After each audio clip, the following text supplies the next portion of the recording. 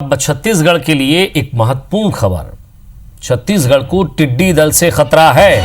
राज्य के सीमावर्ती इलाके अमरावती पहुंचा टिड्डी दल। कृषि मंत्री रविंद्र चौबे ने अलर्ट रहने के निर्देश दिए। खबरदार, राजनांदगांव, कांकेर, बालोद यहां के कलेक्टरों को निर्देश दिया गया है। कृषि विश्वविद्यालय ने एक गाइडलाइन जारी की है। राज्य की सीमा से सिर्फ 300 किलोमीटर दूर टिड्डी दल है और दिन भर में 200 किलोमीटर का सफर तय करता है ये टिड्डी दल।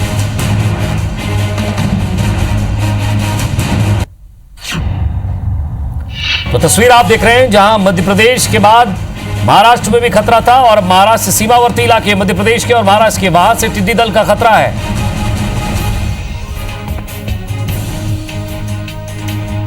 चारों जिले में कलेक्टरों को हमने निर्देश दिया है, अपने डीडीओ को कहा है कि मेलाथियान जैसे जो दवाइयाँ होती हैं उसका छिड़काव करना होता है और जब कोई बहुत नुकसान होने की संभावना कम है, लेकिन हमारे जो हॉर्टिकल्चर प्रोडक्ट है, केला है, पपीता है, उसकी खेती राजनांदगांव से कवर्धा तक काफ़ी लोग करते हैं नदी के किनारे, तो उनको ये दल काफ़ी क्षति पहुंचाएगा।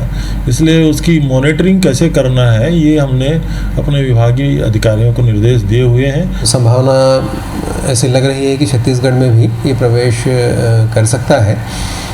इसकी रोकथाम के लिए भी एडवाइजरी शासन ने भी जारी की है और टीमें भी गठित कर दी हैं। मुख्य रूप से बॉर्डर एरिया में अलर्ट रहना पड़ेगा कि जैसे ही ये दिखते हैं तो किसान भाई तुरंत खबर करें कृषि विभाग के अधिकारियों को, कृषि विज्ञान केंद्रों को, जिससे कि एक्शन इनके ऊपर लिया जा सके।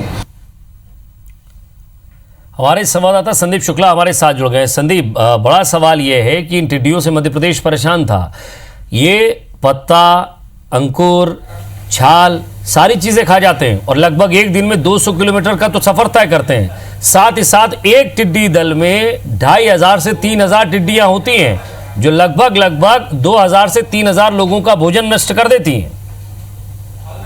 बिल्कुल, देखिए ये अभी जो सूचना मिली है, कल पहले तो केंद्र सरकार ने राज्यों को गाइडलाइन भेजी थी, लेकिन आज ही जो है ये सूचना मिली कि अमरावती तक जो हमारा राज्य का सीमावर्ती इलाका है महाराष्ट्र का, वहां तक ये टिड्डी दल पहुंचा है। वहां से उसकी दूरी है महज 300 किलोमीटर है और इसीलिए जो मंत्री रविंद्र चौबे जी हैं उन्होंने तुरंत जो है चारों कलेक्टर जो है कांकेर है, बलौदाबाजार है, कवर्धा है, और इन्हें चारों को जो है अलर्ट रहने के लिए कह दिया है। और किसानों से भी कहा गया है कि वो जैसे पहले से ही तैयारी करके रखे। अगर किसी भी किसान को ऐसा बताया जाता है कि सफ़ेद चादर सा दिखता है, पीले कीड़े होते हैं, चादर सा आकाश में नजर आता है, तो ऐसा कोई भी नज़ारा अगर नजर आता है तो वो तुरंत जिला प्रशासन को सूचना दे। साथ ही अपने खेत को बचाने के लिए, शोर मचाने के लिए, चाहे थाली हो, चाहे लाउड स्पीकर हो, चाहे म्यूजिक सिस्टम हो, चाहे ट्रैक्टर का साइलेंसर हो, ऐसे जो है वो तैयारी करके रखें। और इसके साथ ही एक बड़ी गाइडलाइन जारी हुई है कि फसल में अगर वो टिड्डी दल जब तक हमला नहीं हुआ तो कौन सी दवा अगर छिड़कना है, अगर हमला हो जाता है तो उस समय क्या करना है, और हमला होने के बाद, क्योंकि ये खुद विभाग कहीं ना कहीं कह रहा है कि जो टिड्डी उन्मूलन दल होता है विभाग का, वो बिल्कुल जब टिड्डी हमला करके जा चुका होता है दल, उसके बाद वो हमला वहां पर पहुंचता है तो किसानों को खुद इसकी रक्षा करनी पड़ेगी। हालांकि फ्लेम थ्रोवर जो होता है, आग जलाने का साधन और बहुत सारी चीजें कलेक्टर को इकट्ठा करके रखना कहा गया है, लेकिन ये भी कहा गया है कि अगर किसी कारणवश हमला होता है तो उसके बाद गहरी जुताई करनी है, ऐसी तमाम जो है व्यवस्था करने बोला गया है। लेकिन और एक बात जो हमारे कृषि मंत्री ने कही कि भाई खरीफ की फसल के बाद अभी रबी में बहुत ज़्यादा फसल नहीं रहे, लेकिन जो कैश क्रॉप होते हैं, जो फल होते हैं, पपीता है, केला है, और इस मौसम में जो सीजन वाले फल होते हैं, जो पेड़ पौधे होते हैं, उनको बहुत ज़्यादा कहीं ना कहीं खतरा है और इसलिए अलर्ट जारी कर दिया गया है। कृषि विश्वविद्यालय से लगातार किसान जो है हमेशा जुड़े रहते हैं, किसान मित्र, उसको लेकर एक टेलीफोनिक भी सुविधा है, मैसेज की भी सुविधा है, तो अन्य साधनों से इन सबको जो है चेतावनी दी जा रही है। बड़ा खतरा इसलिए है क्योंकि एक बार जब ये टिड्डी दल अटैक करता है तो 3000 लोगों का करीब खाना ये चट कर जाता है और इसको भगाने का एकमात्र साधन है कि दवा या तो खिलाएं, पहले से ही फसलों में दवा छिड़क दी जाए या उस समय शोर मचाया जाए। तो देखने वाली बात रहेगी, कोरोना का संकट लगातार छत्तीसगढ़ में बढ़ रहा है और 24 घंटे में फिर ये सूचना आई है कि 300 किलोमीटर तक अमरावती तक वो टिड्डी दल पहुंच चुका है। एक ये सब संभावना जताई जा रही है कि अगर हवा का रुख बदलता है तो बस्तर के निचले हिस्से से होते हुए वो शायद आगे बढ़ जाए।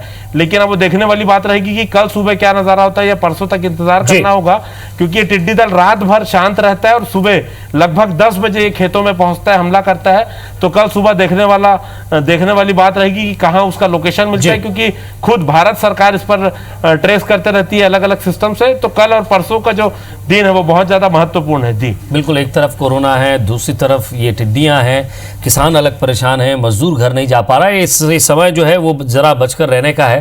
बहुत बहुत शुक्रिया संदीप इस तमाम बातचीत के लिए।